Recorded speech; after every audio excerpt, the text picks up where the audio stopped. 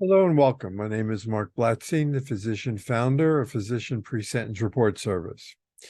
Today's YouTube is going to be on character letters, character reference letters. And so these are important. You don't want to have too many of them.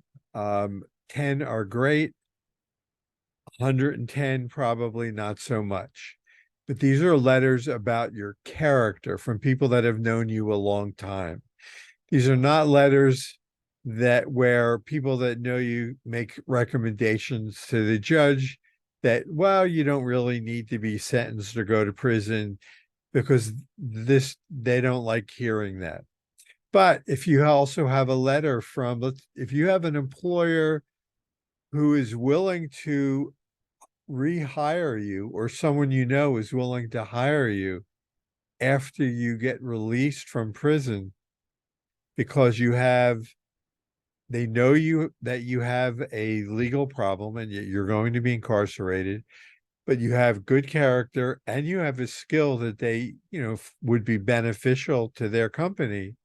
This is a great letter for the judge to read and for your case managers to read when they recommend you possibly for early release into halfway house or home confinement.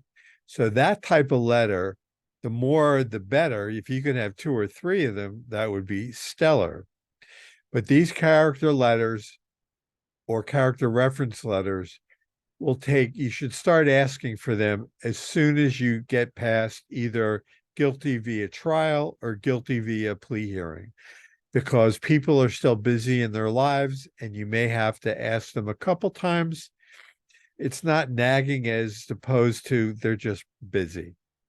And so you want to get these character letters and then review them and make sure that they have to sound different. You don't want to give them a template. Don't let your lawyer give them a template. They each should be individual. They can be from members of the community, family, friends, religious leaders. But once you have them, hold all of this information, all of these letters, whatever information that you are gathering as part of what you have to gather for the pre-sentence interview. And once you have them in individual files in your computer, then send them to your attorney in individual buckets, but at one time. Otherwise, they're probably bound to get lost once you sent them to your attorney. Don't send everything individual. It just, from a practical side, they may just get lost once it hits your attorney's mailbox. I hope you found this helpful. Please find someone that will help work with you and your attorney. If you feel you need the need, this is your future, your life.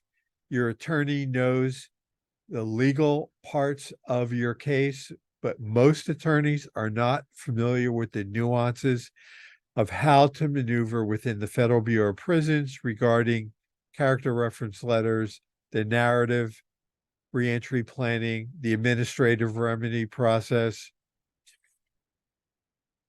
These are all very important into how you get through the First Step Act, and how you can prepare for the Spark 13 assessment survey, which you have to do before you actually can get credit for the classes that you will be taking towards early release. Again, I thank you for your time that you've taken out of your day to listen to this YouTube, and have a safe day.